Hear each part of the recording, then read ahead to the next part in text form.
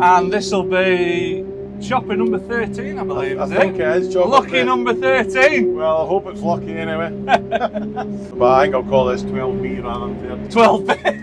I love it. Anyway, I'm not going to call it 13 anyway. Chopper 12B.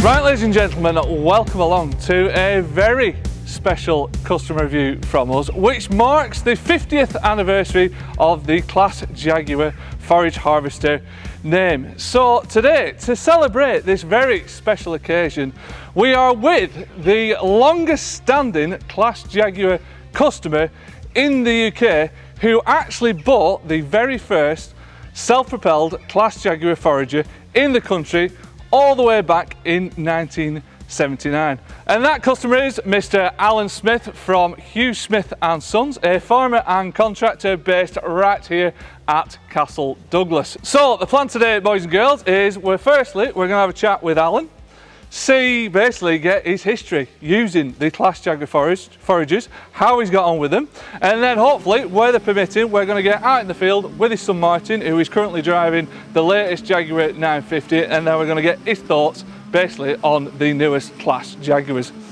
So Alan, 44 years running Claas Jaguars. Now, we've got a lot to cover, I think. Firstly, I mean, you are pretty much the most loyal Claas Jaguar customer in the country, but before we get to your forages, firstly, if you could just tell us a little bit about your business background, please. Well, I joined the company when I left school, worked with my father and brother, and the contracting side just got bigger and bigger because there was 3 sons at home and only 1 farm, so we needed to expand into the contracting side. And we used to do foraging with a trailed forager, and we were working away with the trailed forager in the early summer of '79, and it was getting worn and we were needing to replace it. Gordon's phoned us and said, we've got a demonstration of a self-propelled, would you like to have a go with it? So we got the 70 SF out back in June, end of June, beginning of July 1979. We ran it for a couple of days and we made the decision to buy one as long as they left as a demonstrator till we got a new one delivered, which they certainly did.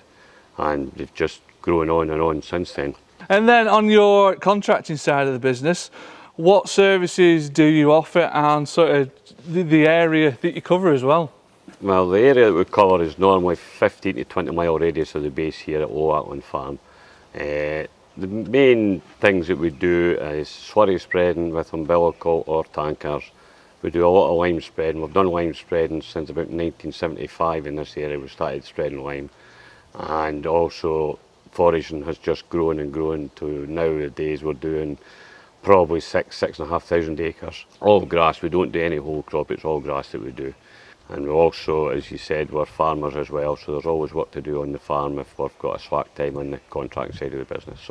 So onto your extensive Jaguar forager history. I mean, you've already sort of mentioned it, but what sort of led to you getting your first trailed Jag, and then in 1979 stepping up to the big self-propelled? Well, we used to work with another brand of trailed forager, which was PTO driven, and then Claas came out with the 60E, which was the engine mounted on the drawbar forager, so we had one of them.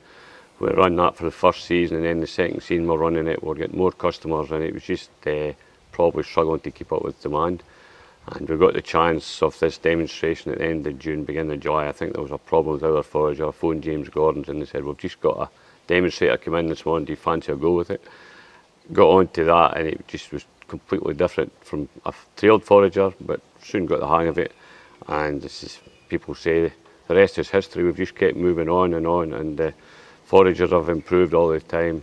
If you want to go back to the 70, you boys, I showed you some photos earlier on this morning. I don't think anybody would want to drive that nowadays. It was like sitting in a tin can with the sun beating down all day. And it must have been, back in 1979, Jaguar self-propelled Forager, it must have been a fair thing. Once you get into manoeuvrability of a self-propelled and that, you wouldn't go back to a trail Forager. That's it. And how many horse would that first Jaguar Forager be, that Jag 70? 150. Right. Which was a big engine in 1979. Yeah. And before that, the trailed Forager had a 115 horse engine on it, like, so it was quite a step to the 150 horsepower Jag. And that first Forager, can you remember how much you paid for it back then? I can, yes, because it was written on the side of the demonstrator when it came. It was £24,995. And if we just fast forward just for a little moment, because you're lent up against your Jaguar 850. Yep. But I believe you've just placed an order for a 950. Yes, we've got a 950. Gordon's had a 950 demonstrator this year that we have actually signed a deal for that during the summer there, and we've actually got it out today again, just demonstrating it, make sure we're happy with it. So we'll maybe see that later on in the field. So right, let's wind the clock right back again. Just run us through some of the Jaguars that you've had over the, for a start, how many would you say you've had over the years? The 950 that we've purchased this summer that we're running, well, we're demonstrating at the moment, it is our 13th self-propelled. Just hope it's not unlucky 13. Fingers crossed, eh? Absolutely, absolutely. So, yeah, what are some of the other models? Just starting roughly at the beginning, what are some of the other models that you've had? The 70SF was the first. We kept it for 4.5 seasons, and then we moved to 680, and then we moved to 682s. The 680 was a manual gear change, where the 682 was hydrostatic, and it's been hydrostatic ever since then. So I think we had either 2 or 3 682s, and then we moved on to 820, and then 830s, 850s. First 850 we had was the first 4-wheel drive that we had. That made a big difference in this countryside where we've got some hilly ground. And then they brought out the new models with AdBlues, so they changed numbers, and we've got an 840 then. And then this is the latest 850 that we got 4 seasons ago.